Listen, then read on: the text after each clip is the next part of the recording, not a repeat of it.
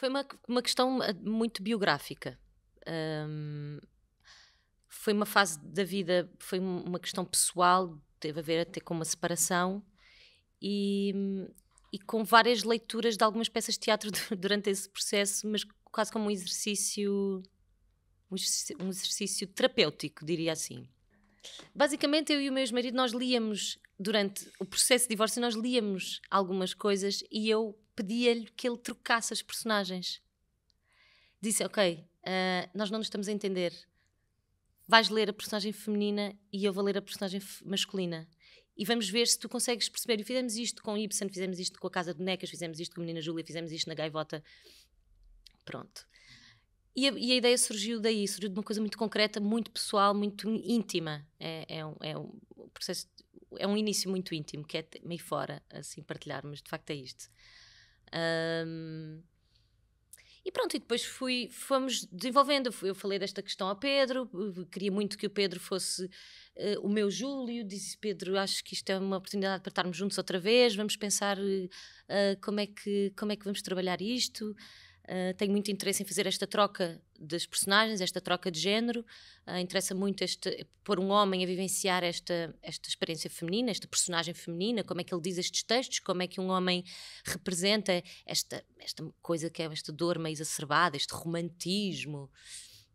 Interessava fazer isto como exercício, como quase uma pesquisa. Será que é possível? A peça é credível se for um homem a fazer de Menina Júlia?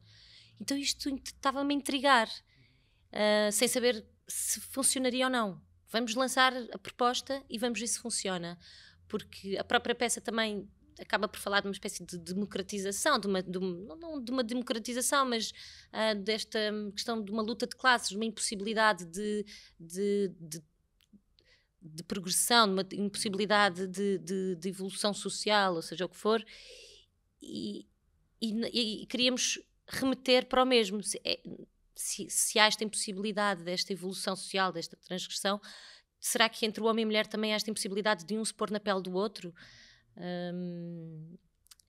Então foi assim o início. Vamos começar, será que funciona? Vamos ensaiar, vamos perceber se isto funciona em cena. E até funcionou, porque fizemos um filme no ano passado, fizemos a primeira parte de um filme com a Marta Ribeiro a realizar. E agora o espetáculo, no fundo, serve para finalizar esse filme. E é o que as pessoas vão ver, no fundo. As pessoas vão ver um espetáculo que é o fim de um filme. Portanto, vão ter acesso à primeira parte do filme, intercalada com representação nossa em palco.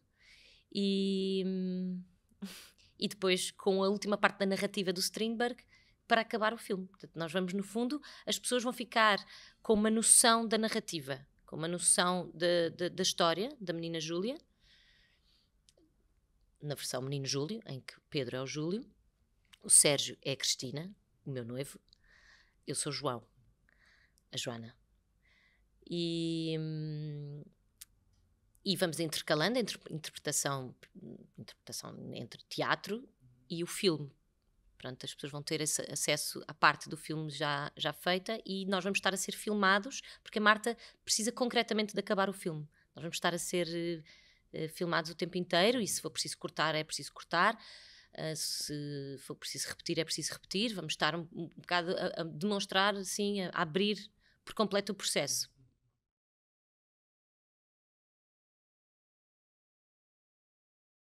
Absolutamente presente.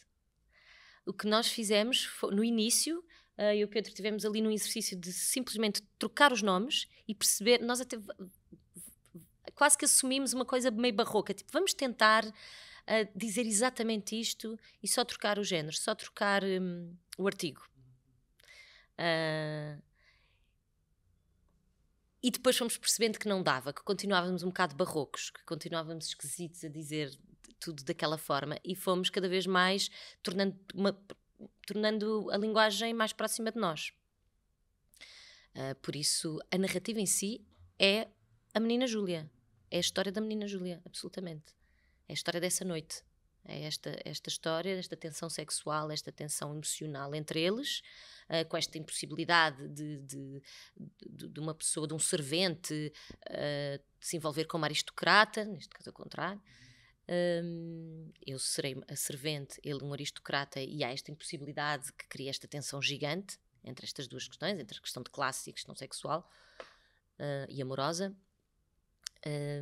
E é isto que vai acontecer, as pessoas vão ver a narrativa, sendo que o filme e o próprio facto de ser filmado e o público ter acesso a esse processo já faz com que seja outra coisa para além de Strindberg, ainda é outra coisa, porque as pessoas vão ter acesso a um processo.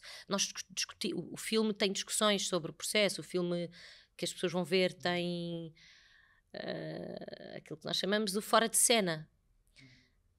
Sim, pois estas questões que tu falas muito, que eu acho importante também dizer, né? De troca de género, nunca é só troca de género.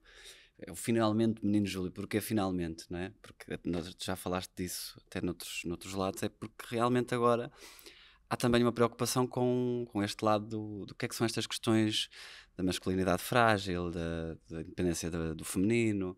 Então todas essas questões estão espelhadas, quer na representação, na interpretação deles, quer no filme, que nós também não queremos ser spoilers e estar aqui agora a dizer, mas acho que é muito importante depois ter essa consciência de que o trabalho também não é só esta troca do artigo, é toda uma questão que envolve o género, na medida em que as personagens deles vão viver questões que normalmente não são pronto, que são vividas, as questões da feminilidade no homem nunca é muito bem vista, ou nunca foi muito bem vista ao longo da história. A masculinidade na mulher também nunca é muito bem vista, na medida em que está associada sempre a um posicionamento de poder. E isso vai ser tratado e retratado ao longo do filme e da peça, e acho que as pessoas não podem perder. Sim, esta questão do empoderamento está lá, desde o início, desde o momento em que eu e o meu ex-marido nos propusemos a ler estas peças. Era exatamente, vamos fazer um exercício, deixa-me perceber até que ponto é que tu percebes esta fragilidade destas figuras e até que ponto eu consigo mostrar-te que eu também tenho um certo poder. E obviamente estas questões são sempre frágeis, porque o que é poder, o que é empoderamento?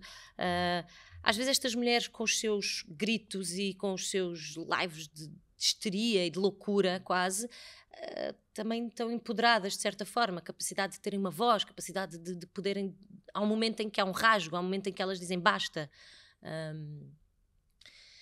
E claro que estas questões surgem de cima, mas claro que há aqui uma tentativa de empoderamento do feminino. Não dá, é impossível escapar a isso, mas eu queria que fosse mais à volta do menino Júlio, a fragilidade aqui deste homem interessa mais do que o empoderamento desta mulher, para dizer a verdade.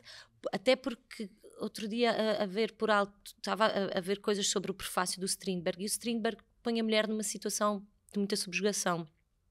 Fala da menina Júlia como uma meia-mulher que nem sequer é capaz de levar a sua geração, ela mata-se. Ui, estou a brincar.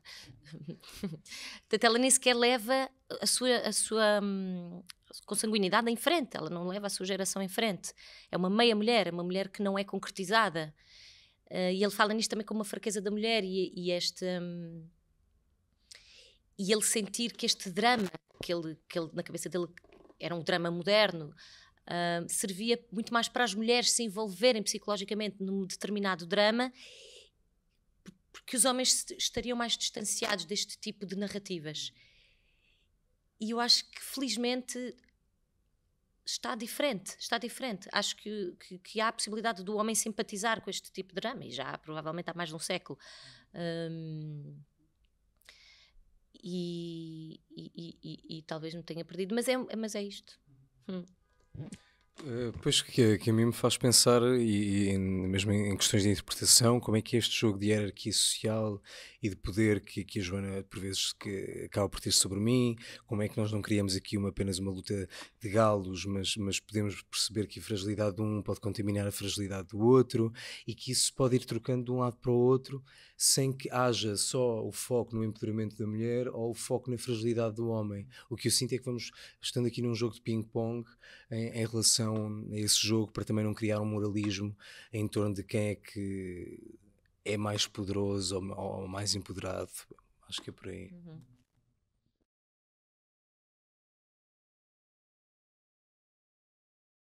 É uma pena não termos aqui a Marta Ribeiro também é muito a cabeça deste projeto.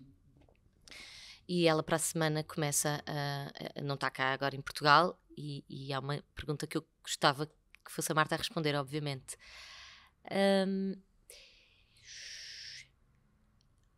Da mesma forma, nós aqui estamos a jogar sempre com várias, não diria contradições, mas com vários polos. Nós trabalhamos aqui teatro e cinema, ficção e realidade, a questão do homem e mulher, estamos sempre a trabalhar nestes polos, o poder e o inverso, o poder e a subjugação. Em termos concretos, em termos do que as pessoas vão ver, aquilo que acontece é, de facto, nós partilhamos, o palco é dividido, o espetáculo é dividido entre a nossa presença e a nossa ação e partes do filme. Portanto, isto concretamente falando. Este sítio, esta ligação entre o teatro e o cinema aqui, eu acho que também tem muito a ver com a forma como se representa. Nós vamos ter... a mim sempre me interessou muito o lado mais realista, não, até um lado mais realista do teatro. Nós trabalhamos muito sobre imagens, trabalhamos muito sobre desconstrução, etc. E há uma parte dentro dessa desconstrução que nos interessa. Há uma parte de identidade, mas de identificação com a realidade que me interessa muito. Eu acho que o cinema resgata isso muito bem. Eu acho que aí o teatro não nos ajuda muito, porque obriga-nos a uma voz, obriga-nos a uma projeção diferente, obriga-nos a uma fisicalidade às vezes diferente, e o cinema possibilita-nos uma naturalidade que a mim me interessa muito no teatro. E isso é um jogo, isso é uma questão que me persegue desde sempre. Interessa-me que haja intervalos no teatro em que nós somos tão orgânicos quanto se possa ser para cinema. E aqui é uma coisa que estou a pensar agora contigo, para dizer a verdade.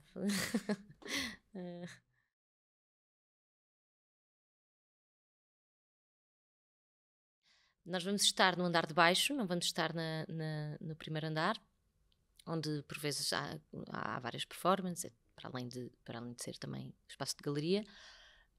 Nós vamos tentar reconstruir uma sala contemporânea. Vamos usar aquilo como se fosse uma sala de estar. O público vai estar muito próximo, porque não há uma bancada, não há uma plateia formal, digamos assim. Não há bancada, por isso o público vai estar ao nosso nível.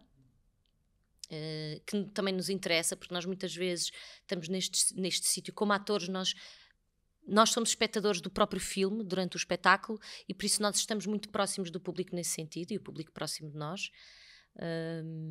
E o espaço vai ser assim, há assim mais uma vez, entre o público e os atores também há uma quase mistura. O público está realmente próximo, a câmara eventualmente pode apanhar o público. O público faz um bocadinho parte do filme, nós somos espectadores do filme, o público é espectador do filme. Às vezes atores, porque nós precisamos deles para dizer certas frases, precisamos deles porque eles são...